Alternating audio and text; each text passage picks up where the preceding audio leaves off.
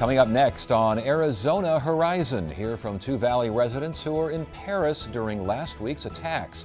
Also tonight, a discussion on the ethics of lawyers writing books about their court cases, and video of President Kennedy visiting Phoenix 54 years ago to honor an Arizona senator. Those stories next on Arizona Horizon. Arizona Horizon is made possible by contributions from the Friends of Eight, members of your Arizona PBS station. Thank you. Good evening and welcome to Arizona Horizon. I'm Ted Simons. A local photographer and his fiancée have returned to Phoenix after a visit to Paris put them just blocks away from last week's attacks that killed at least 129 and wounded hundreds more. Joining us now, Andrew Peelage and Lori Buellman. Thank you both for joining us. Appreciate it. Good to have you both here. How tempted were you to stay in Paris? I mean, was it time to get out of there, or did you feel like you should stay? Yeah, you know, it was, I think it was kind of both a little bit. I think we were both kind of ready to go, but also, you know, we talked about it just last night actually, that it's kind of like when you have a friend that's injured, you never want to leave them while they're injured, and that's kind of how we felt at the airport leaving. It's like, you know, we'd like to stay and support, you know, this city and what it's going through right now. Feel the same way? Absolutely. As far as why you were there, you know, you're somewhat familiar with the city, correct? I am. Talk to us about that. Well, I did a postdoctoral fellowship there from 2007 to 2009. So I lived there for a couple of years, worked, made a lot of really good friends, and really fell in love with the city. So where were you when the attacks happened? We were having dinner with some friends near Montparnasse, which is in the 14th district. Just finishing dinner when my friend received a text message from a friend actually in the United States asking if she was okay. And we all sort of wondered, why would she ask? And then my friend received several more text messages from people asking if she was okay. And we were a little bit bewildered because no one around us seemed to notice that anything was going on. So we paid our bill and started a nervous walk home because we had heard that several restaurants had been attacked and that people were being asked to go home. So we walked very briskly back to our apartment. And we ended up spending the night with them rather than going to where we were staying because we were told to stay indoors. When you were walking home at the restaurant you were, you know, dining at, on the streets as you were going home, the mood, the response from Parisians, what were you seeing? Quiet. You know, when we arrived in Paris, the city was full and vibrant like Paris usually is, and that night I think everyone was trying to figure out what was going on because obviously when we found out it was still kind of a fluid situation. So we heard there were shootings, we heard there was bombings, and honestly we just wanted to get home safe into the apartment. And so I think all the other people in the cafe were kind of in that same mode, trying to figure out where they were, text their friends and family while they make their way home. I would imagine social media was huge about that time. Absolutely. It was absolutely huge. Yeah. We ended up, Facebook actually contacted us, and they have, some kind of awareness where they know you're in Paris, so they ask if you can submit and say you're safe. And, we ended up doing that, and that Facebook was great for letting people know that we were safe. Compare that evening before and after the attacks and the next day when the knowledge and everything kind of sunk in. It was a very surreal kind of feeling. The city was partially moving and businesses were open for the most part.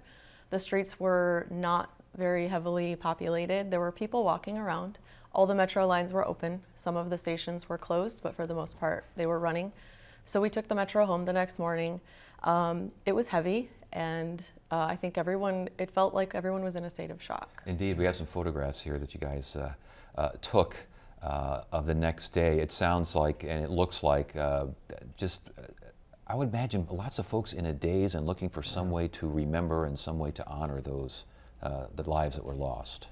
Yeah, absolutely. I think you nailed it. Yeah, I mean, when we walked up to the small gathering that was taking place, it was thick. I mean, the sorrow, the pain, you could see it on their faces. You could just feel it in the air. Was there hesitation to go out the next day? Definitely. Yeah. And, that's actually something we discussed as well. Once we kind of knew that it was somewhat safe, and at that point they had caught all the terrorists or they had left, we decided to actually go on with the plans we had made that day and not stay inside in fear, because I think that's what they wanted us to do was to stay inside, and we decided not to. When you talk to people from your friends there in Paris and in France, why do they think these attacks happen? What are their thoughts on this? I think in general they feel that does have to do with the bombings, the U.S.-led coalition in Syria, and that's a retaliation for that. They're very shocked. Of course, I think that was the biggest adjective I would use to describe the situation. But was there anger? No. There was no anger? Not from our friends. No. No. Mostly sorrow and shock and disbelief. Found the same thing, huh? Exactly, yeah. I didn't see any anger on the streets, a lot of mourning, sadness, crying. Because we saw the headlines in the papers, and this time it's war and all these sorts of things.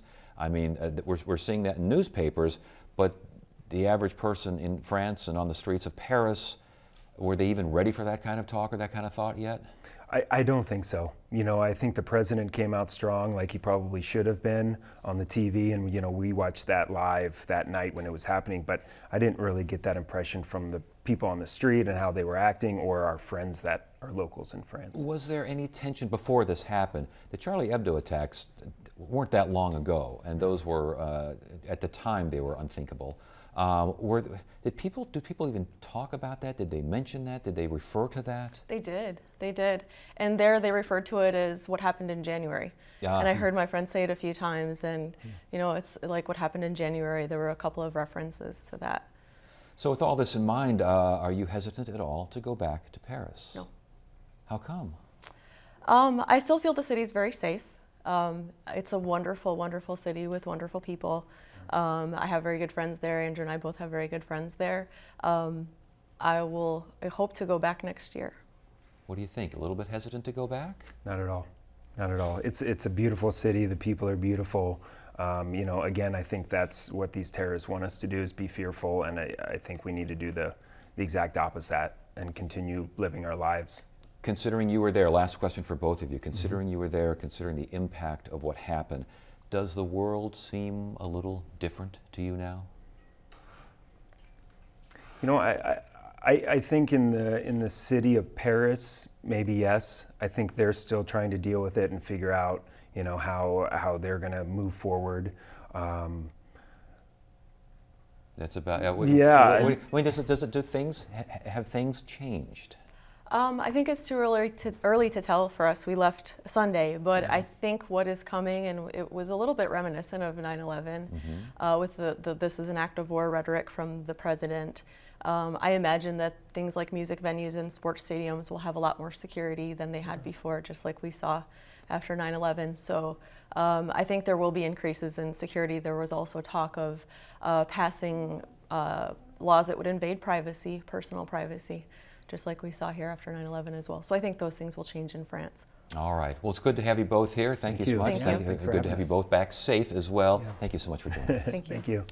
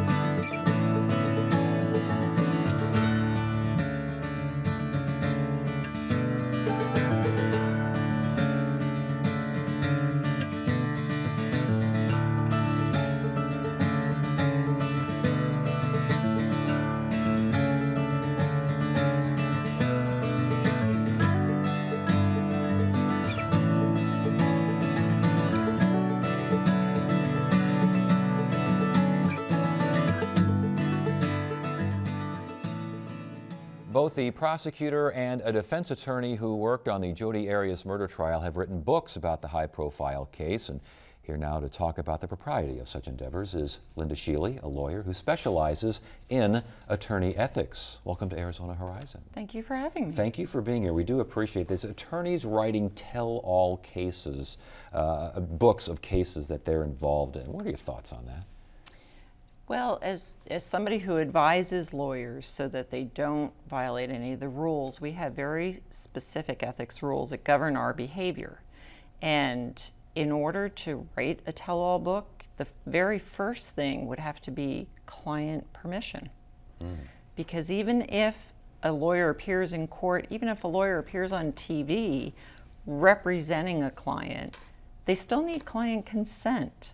And a lot of lawyers don't understand that concept because they think, well, if I was in court representing a client, then of course it's not privileged, so I can tell everybody about it. But that's not how our ethical duty of confidentiality works. Interesting. As far as the prosecuting attorney, the wisdom, judiciousness of writing such a book. Whoever the lawyer is, because prosecutors have a client too. They represent the state, and so they would still need to ask permission of their client, and that would not be just whoever their boss is, but an actual client that they would need to ask permission before they could do a tell-all. The fact that the case, I believe, is now at the Attorney General's office, it's on appeal. Is the prosecutor's office, is it easier to say it's okay for him, the prosecutor, Deputy Maricopa County Prosecutor Juan Martinez, to write this book, or because it's on appeal, it makes it even worse? Well, I would always start with, and I don't know any of the specifics of the two alleged authors in this case, but I assume that they had client permission to disclose whatever they did, and they also would need to be very careful about what they disclose in a book, because that would be considered an extrajudicial statement, which is just a long way of saying, yeah, if people read that and they might serve on a jury, that would be a problem. So when the blurb says, new details and stories are revealed, that troubles you? That would be problematic if the case could come back to a trial court. It's up on appeal now, and that means if a court were to reverse whatever happened and it would go back down to a trial level where there could be another jury, that would be a problem. You mentioned confidentiality, attorney-client privilege. How does that play into here? Because it doesn't sound like it's playing too strong if these are quote-unquote tell-all books. Well, and it's actually a common misunderstanding by lawyers that confidentiality is an ethical concept. It's one of the rules that we have to abide by as lawyers. And it actually covers everything I know about a client. It even covers the client's name. So if you were to come to me and ask for advice about something, even if I were to represent you in court, if I appear in court for you, that's not privileged, whatever I would say to the court, because the judge heard it and there could be reporters there. But that doesn't mean that you gave me permission to go out and talk to my friends about it, or to tweet about it, or to discuss it with anybody else for my own benefit. Yeah, and that own benefit is a major factor there, is it not? Only if the client were to give me permission. If you were to tell me, Linda, go ahead, I don't care if you tell people that you represent me, then I could. But if I don't have your permission, I can't. So as far as if the defense attorney's no longer on the case, doesn't really matter. Prosecuting attorney no longer likely on the case. To you, it still really doesn't even matter, does it? Well, it's not just to me, but to our rules. My duty of confidentiality, a lawyer's duty of confidentiality, continues forever, even after the representation. And you say attorneys a lot of times don't get that, do they? A lot of times they don't understand that the ethical duty is so broad that even if I appear in court for you, that's not privileged under attorney-client privilege, but it's still confidential, which means I can't go out and talk about it unless you tell me it's okay. Do these kinds of cases, we're talking ethics though, but do they reach the point of some kind of sanction, some kind of investigation? Have we gotten that far? Should we be that far? You know, I have no idea whether something's been submitted to the State Bar of Arizona. The State Bar of Arizona is the arm, it's a quasi-governmental body that prosecutes lawyers, investigates and prosecutes lawyers for violations of the ethics rules that we have to abide by. And the ethical rules are actually established by the Arizona Supreme Court. I don't know whether anything's been reported there, but if there is a violation of the rules, and if the prosecutors find, the Bar Council find that there's a violation, Yes, the lawyers could be disciplined. And to be clear, there are rules on this. There are several rules on this, yes. Okay. Well, interesting stuff. Good to have you here. Thank you so much for joining us. We appreciate it. Thank you. We want to hear from you. Submit your questions, comments, and concerns via email at arizonahorizon@asu.edu. On this date in 1961, the nation's most powerful politicians gathered at the Westward Ho in downtown Phoenix. The president, vice president, and more than 30 senators were there to celebrate Arizona Senator Carl Hayden's 50 years in Congress. Recently, the ASU libraries received original footage that was broadcast on the local station known at the time as Cool TV. Producer Christina Estes tells the story. Tremendous crowd of thousands here in downtown Phoenix. Shortly after 1 o'clock, most people are still off on their lunch hour. Many businesses in the city have let the people off until all the festivities of welcoming the president to Phoenix have concluded. November 17, 1961 was proclaimed Carl Hayden Day by the mayor of Phoenix and the governor of Arizona. The band music is from the high school, which is appropriately named for Senator Carl Hayden. It was also President John F. Kennedy's final visit to Phoenix. He showed up at the Westward Ho riding in a convertible with fellow Democrat Carl Hayden. That is striking, I think, in that picture. David Berman is a professor emeritus of political science at Arizona State University. It seemed very informal and very friendly, folksy, and everybody was walking around. Here he is. He's emerging now from the hotel. I went back, looked at the newspapers, and they had mapped out the route he was going to be taking. It was in the newspapers. We all woke up after Kennedy's assassination about what could happen. You know, at that time, probably nobody really thought anything like that could happen, you know. He'll be spending the night in Phoenix. After Kennedy left the Westward Ho and headed to a private residence, Phoenix businessman Tom Chauncey, who chaired the event, introduced Hayden to the crowd. This is one of the most powerful men in the nation, indeed in the world, but he is better known for his humility. In 1912, just 5 days after gaining statehood, Carl Hayden became Arizona's first U.S. representative. It was still a mining state, pretty much, and which means that you had most of the population scattered around in small mining camps. Globe, Bisbee, for many years, Globe was one of the biggest cities in the state. Hayden moved from the House to the Senate in 1927. There he stayed more than 40 years. In total, Hayden served nearly 57 years in Congress. Here comes the Vice President Lyndon Johnson and Mr. Tom Chauncey. But it was the first 50 that attracted Democrats and Republicans to this historic event, when Hayden became the first member of Congress to celebrate a golden anniversary. Now the President of the United States, ladies and gentlemen, John F. Kennedy, accompanied by Arizona's senior Senator Carl Hayden. Hundreds of people paid $100 a plate to share the room with political powerhouses. In this White House photo, President Kennedy is speaking to the Vice President's wife, Lady Bird Johnson. Just behind her is Kennedy's Secretary of the Interior and former Arizona Congressman Stuart Udall. Here, for instance, Senators Robert Kerr of Oklahoma, Roman Hruska of Nebraska, Edmund Muskie of Maine. Now, these are great names, names to be conjured with. There was something that you wanted to have people know is happening in your state, and it was a matter of pride, and I think the pride sort of was reflected in the commentators' a narration of what was going on, and oh look, there's that, oh look here. The very great radio and television star, Danny Thomas, will be on hand. It was really quite a interesting time in political life where the reporters are a little bit more laid back and there was less tension and disharmony among people who served in Congress. But he says Carl Hayden was starting to feel some pressure.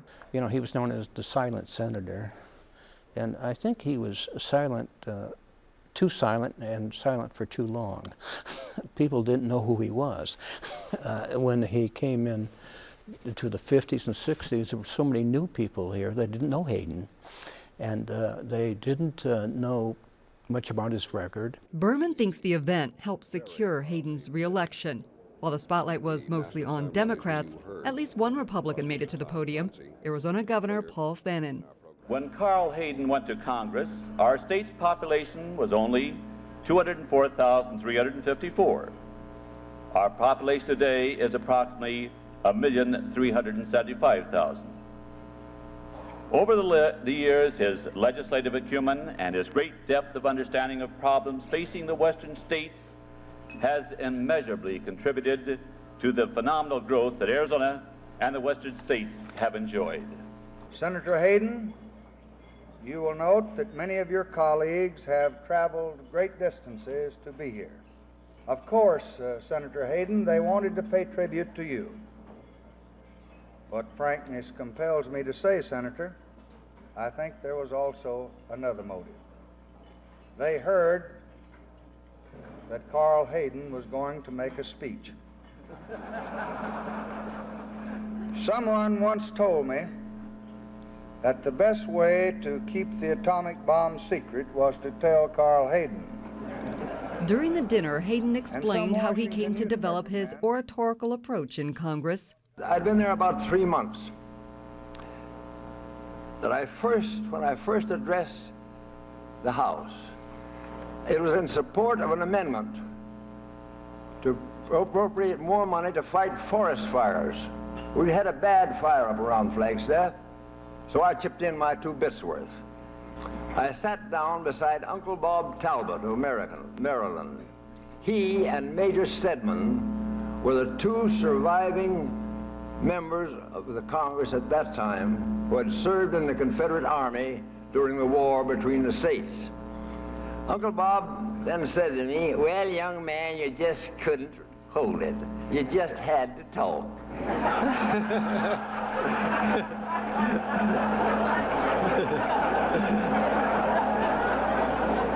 So that stenographer took down everything you said, and it'll be printed in the Congressional Record, and you can never get it out.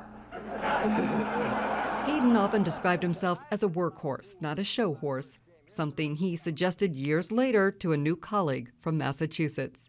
My first contact with the senator was after I'd been in the Senate about 2 months in 1953, and I got up to take part in the debate as a new member, and after speaking for a few minutes, sat down next to Senator Hayden and said, "Senator, what is the difference between the Senate as you knew it and now?" And the senator said, "New members did not speak in those days." So I went back to my seat. While Hayden was known as the silent senator, he wielded great power, chairing the Appropriations Committee and serving many years as Senate President. He knew the procedures, and that's a great advantage when you're the only one who knows how to do something. If I worked hard and knew what was in every bill that came out of the committees of which I was a member, in time, the members would say, "That man knows what he's talking about." They'd have some respect for you. He had no ambition other than to be a senator. He wasn't trying to run for president or anything else.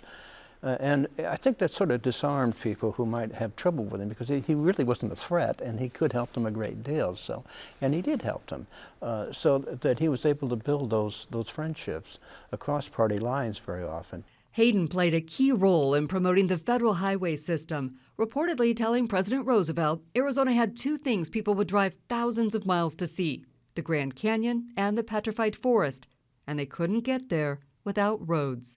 He did help put Arizona on the map.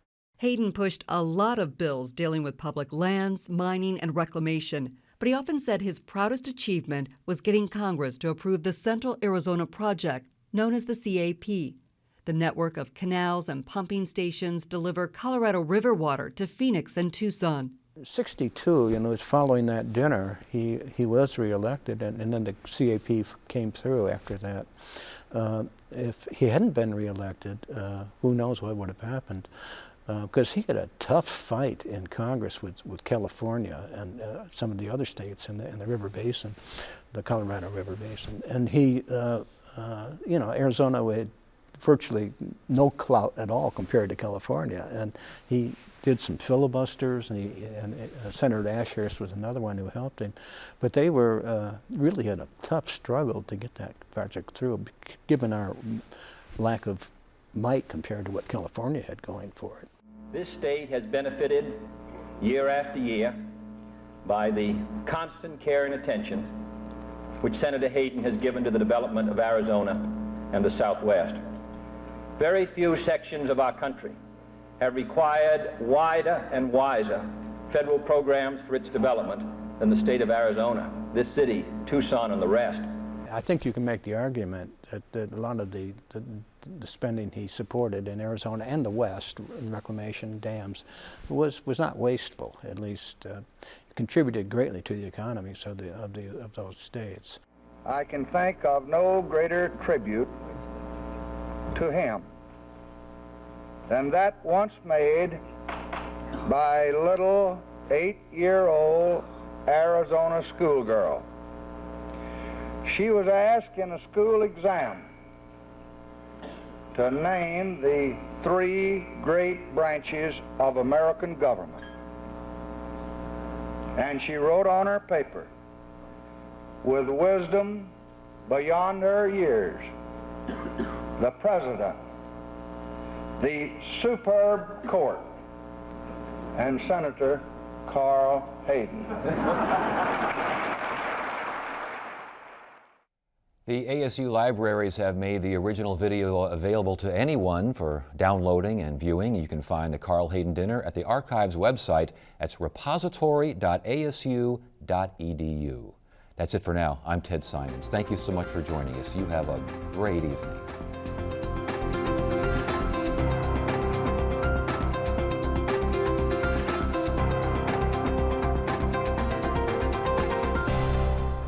Arizona Horizon is made possible by contributions from the Friends of 8, members of your Arizona PBS station. Thank you.